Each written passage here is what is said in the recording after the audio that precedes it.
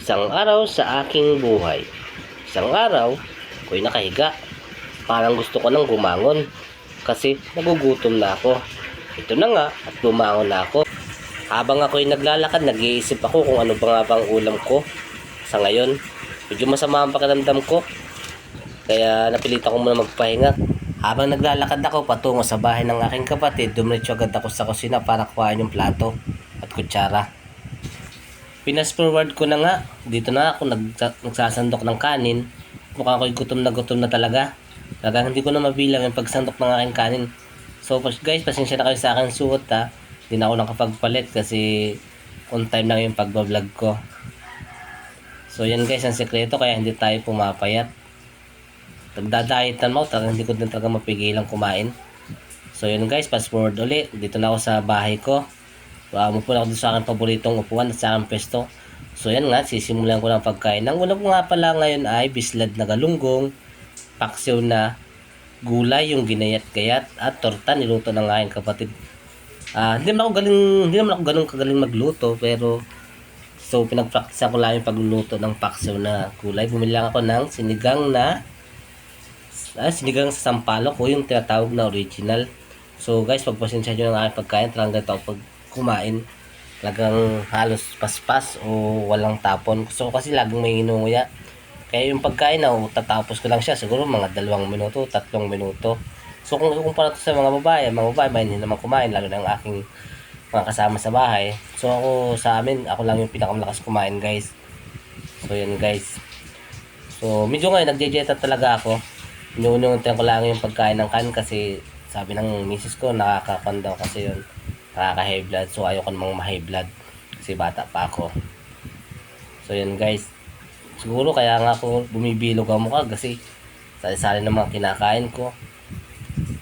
So okay lang man daw kumain ng marami basta wag lang puro kanin.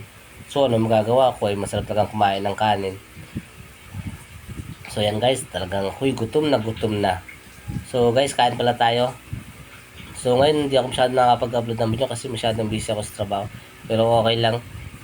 So ang habol ko naman dito magkaroon talaga ng mga video pag-upload kasi gusto ko na habang ako'y nabubuhay ay meron akong ngayong mga video. Kasi ngayon maalala din nila ako.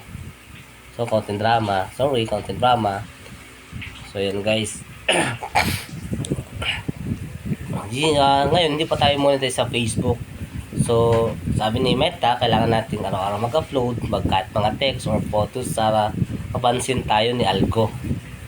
Oo nga naman, kasi yung iba kasi nagsisimula din naman sa ganun. Nagsisimula sa 0 subscribers, 0 followers, pero araw-araw silang nag-upload kaya nakukuha nila yung content monetization.